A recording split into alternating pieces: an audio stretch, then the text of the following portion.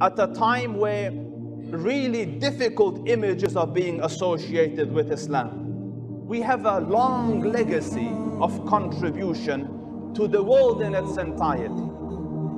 And that legacy and that contribution and that notions should not be hijacked by rogue organizations. And the world and the media should not do the injustice of associating the classics with the fake.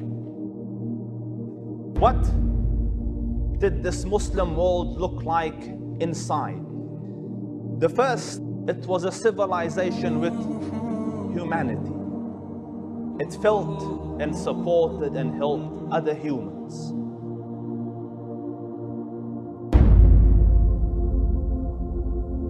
There's a story that in Ireland, a disease filled the potato plantations.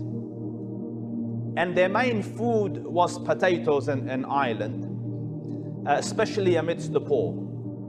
There was very little food produced that year. And a lot of people died, and the Irish dubbed it the Great Hunger. And they say 1 million people died and 1 million people left, the locality. 1 million is a lot of people to die. It isn't that there wasn't any food in Ireland, there was. But Ireland was subjugated by the English. And a lot of the property was owned by the English. So the produce that was produced was sent back to England. And the poor died in Ireland. So eventually, news of this reached the Ottoman Caliph, that there are humans, non-Muslims, Christians dying in Ireland out of poverty. Please help. And this was a time where the Ottomans were having some internal problems as well.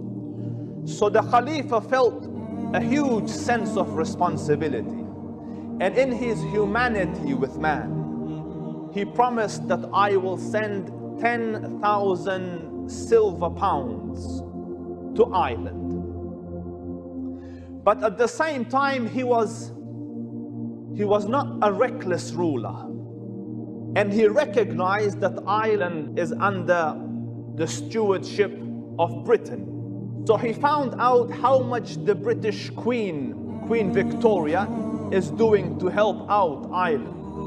And he found that she's only giving 2,000 silver pounds.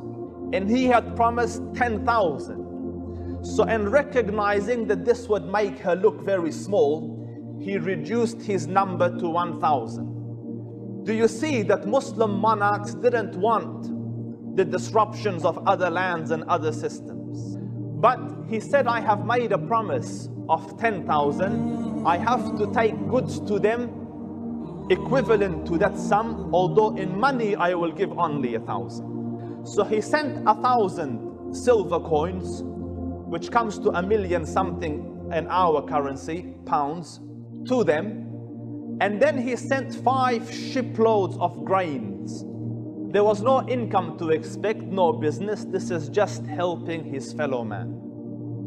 And when it reached there, the people were very overwhelmed. And the nobles of Ireland wrote this letter of thanks and gratitude back to the Sultan. And it reads a little like this. We, the noblemen, gentlemen, and inhabitants of Ireland, want to express our thanks and gratitude for the Ottoman Sultan's magnificent assistance.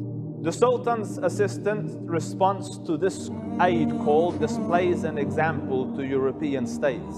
Numbers were relieved and saved from perishing through this timely act. We express our gratitude on their behalf and hope that the Ottoman Sultan and his dominions will be saved from the afflictions which have befallen us. In recognition of the timely act of this gracious Khalifa, they adopted the symbol of the crescent in the star in some of their government buildings. And today, their soccer team wears this proudly on their shirts in memory of what the Ottoman Caliph had done for them at a time when very few would come to their aid. And not only did Istanbul send But other Muslim parts of the Islamic Khilafat, Bombay and other countries, they all sent goods to this land so that they could save their fellow man. And you contrast this approach with the senseless approach that is being associated with Muslim governments today, and you see a direct contrast that what is real and what is fake.